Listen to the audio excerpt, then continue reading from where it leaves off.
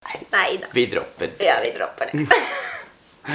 Men det på film et eller annet sted. Men det på film et eller annet sted. Så blir slettet at jeg ferdig redigert denne videoen. Vi kaffeslabberas og sladrer. Ja, vi kaffeslabberas. Hallo! Hallo! Vi tilbake med en ny episode av Victor og Rikke reagerer på Skal vi danse 2019, da vi egentlig skulle vunnet. Oi, men vi kom på tredje. Vi kom på tredje, ja. Sånn det! Skål! Vi skal reagere på øyeblikket som endret alt. Hvor alle sammen danset for et øyeblikk som endret livet deres på en eller annen måte. Og det som ble valgt til meg var jo da første gangen jeg kysset en gutt og ble mer open-minded og mer åpen mot verden og folk som var annerledes og ting som det. Og vi fikk en dans som jeg har foraktet siden. Det jo en av mine favorittdanser. Det jo litt trist det at det var liksom en av dine favorittdanser og en av mine hatdanser. Paso dobbel. Ja, da dansen vi danset i dag. Jeg følte liksom aldri at jeg mestret den da. Nei. Det gjorde jeg ikke. Nei. Og det føler jeg den dag i dag også. Det var nok ikke den jeg mestret best av alle. Det var ikke helt min type dans. Nei. Det var ikke jive liksom, som jeg følte kom veldig mye lettere for meg. Victor! Ja, og livet ble helt snudd på hodet når Victor for første gang kysset en gutt. Det her jo øyeblikket som endret alt. Første gangen jeg kysset en gutt gjorde mye mer med meg enn å finne ut bare det at jeg var bifil og kunne like jenter og gutter. Det gjorde at jeg ble et nytt menneske egentlig, som så annerledes på verden og folk som var annerledes. Hele ungdomsskolen så ble jeg jo mobba, og alle sammen hadde allerede liksom begynt å kalle meg for homo og homse og brukte det som skjellsord. Og det var sykt vanskelig, og akkurat da visste jo ikke jeg at jeg kunne like gutter en gang. Så jeg visste bare at det å være homo, det var ikke bra. Jeg var ganske trangsynt da jeg var yngre. Jeg var trangsynt, så ting bare på en måte, og sånn skulle det være uansett. Og det var på en måte først når det kysset kom da, når jeg var litt eldre, at jeg bare forstod at det ikke noe farlig det. Det bare fint. En av få ganger.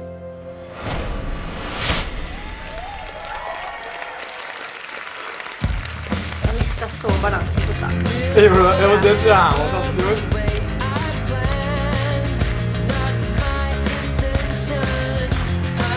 Det ganske kult, derfor var skjeret litt det. Det så vidt. Og hvor ble jeg meg? Hvor du? Borte. Ja, dere skapte overskriften i hvert fall. Det var en ting. Det kom meg en feil. Men det hentet meg inn da. Ja.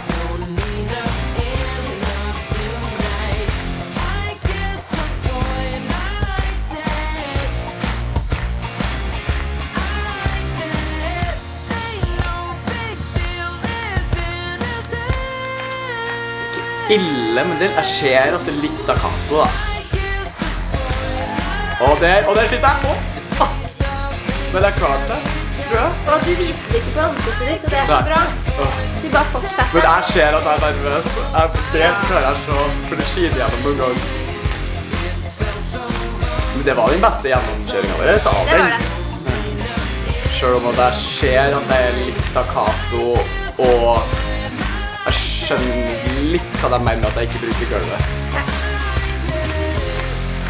Det ikke mer! Det mer! Når du har det. Victor og Rikke i en heftig passo dobbel. Tore, traff dette deg? Det ikke deilig? Jeg har kjæresten min her, jeg blir jo helt gæren. Jeg får bare litt å løpe over. Det veldig, veldig kult også at du velger å gjøre dansen sånn. Det her gir jo følelser ut til alle. Du viktig, jeg har sagt det før, og jeg sier det igjen. Tusen takk.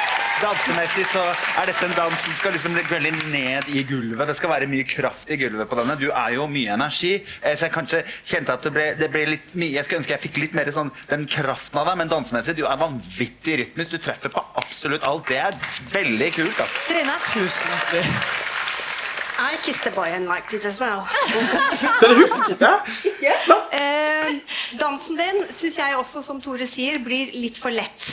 Når vi danser, ikke bare passe dobbelt, men alle dansene, så må du passe på at du jobber deg ut ifra føttene, gjennom hele kroppene, så shapene kommer fra det du produserer i bena dine. Rikke, dette vet du, dette kan du jobbe med han om, så ikke det blir bare kunstige bevegelser, men at det kommer som en forlengelse av det du gjør nedenetil.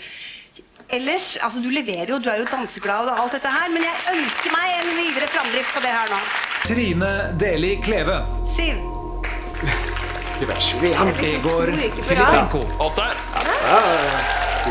Merete Linjære. 8. Ja, vi fikk en mer. Tore Pettersson. 8. Ja, stemmer det.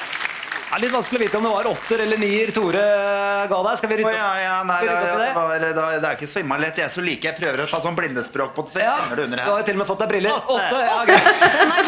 Og så var jeg sånn. Ja, men altså, når jeg ser den nå, så tenker jeg sånn, det var ikke så ille som jeg husket det.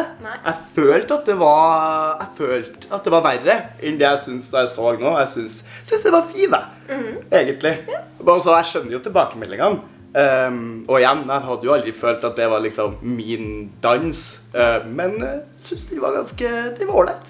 Ja. Vi var jo veldig sånn, vi visste ikke helt om vi skulle bruke gutten mer i dansen da, for å på en måte illustrere det kysset og ha med en gutt i dansen i tillegg, sånn at det skulle understrekes litt mer. Men det eneste vi var redd for var at det ikke skulle bli et trekantdrama. Ja. For det tror jeg det lett hadde blitt sett ut sånn hvis vi hadde hatt med en gutt og jeg skulle få å bytte mellom dere to. Og det var jo ikke poenget det hele. Det var absolutt ikke poenget, nei. Det var mer en celebration av liksom, av det hele. Men det blir fort en krangel når man skal for å begynne å hoppe og bytte partner og sånt i en dans. Og når det er passo i tillegg, som er... så veldig strengt, så blir det fort sånn du tok kjæresten min, du tok og ja, nei, det hadde ikke vært riktig. Men det var noe vi satt og vurderte ganske lenge da, om hvordan vi skulle bruke gutten i dansen. Men Mikael leverte han. Det eneste han gjorde den kvelden var å kysse meg. Altså, han ble betalt en hel kveld kun for det ene kysset. Det er ganske morsomt egentlig. Det var en chill kveld for han da, for så vidt. Ja. Det var... Altså, jeg er fornøyd med budskapet, og jeg har vært fornøyd med dansen, og du gjorde en dritbra jobb i koreografi som vanlig, så... Og vi gikk videre. Ja, ikke minst. Det var jo... Det er litt... Det var den... det var den første gangen Rikke begynte å grine. Det var det jo! Det var det jo! Det må vi snakke om! Det er ikke så mange som vet, nei. Nei, den her... Vi var litt stresset den her episoden, fordi vi havna jo midt i. Og det er liksom sånn farlig å havne midt i. Det her var jo før det var duell. Ja! Så hvis vi hadde vært i bunnen her, så hadde vi ikke fått muligheten til å danse på nytt. Nei. Det var derfor vi var så Det stresset. var derfor. Ja. Det er mulig jeg gråt et par tårer. Ja. Ja. Rikke grein litt. Og var Ikke litt... fordi at... Kanskje litt fordi at vi kanskje lå litt dårlig an. Ja. Men mest av alt fordi at jeg ville ikke at Skal vi danse skulle være ferdig, og at jeg ikke skulle være så på der. Nei, sant!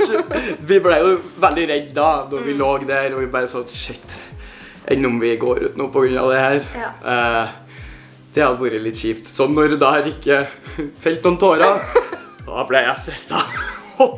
Da var jeg redd. Ja. Og det er litt dårlig gjort av meg, for jeg skal jo egentlig være den som holder det oppe. Jo, men det Holder gjorde det jo du. Jo det likevel, men altså, noen ganger så føler man jo bare ting, og det er jo, vi følte jo det der sammen, så det er jo på en måte noe vi gikk gjennom sammen, og sånn er det jo når man blir liksom partnere i Skal vi danse, som, ja, man går jo gjennom alt sammen, og alle følelsesspekter sammen også, alt ifra liksom kjempeglede til skikkelig lei seg, til bare sint og irritert, altså, man går gjennom alt liksom. Ja. Og denne sendingen var et eksempel på det da. Men vi gikk videre. Vi gikk videre. Og det gikk bra. Det gikk bra. Ja. Så begynte det å gå oppover Og etter så det. begynte det å gå oppover. Nå skal vi begynne å reagere på de episodene som gikk skikkelig bra. Neste eventyr blir masse Disney. Kanskje det er vel den da. Det var nok den. Ja. Så vi ses til neste episode. Ha det. Ha det.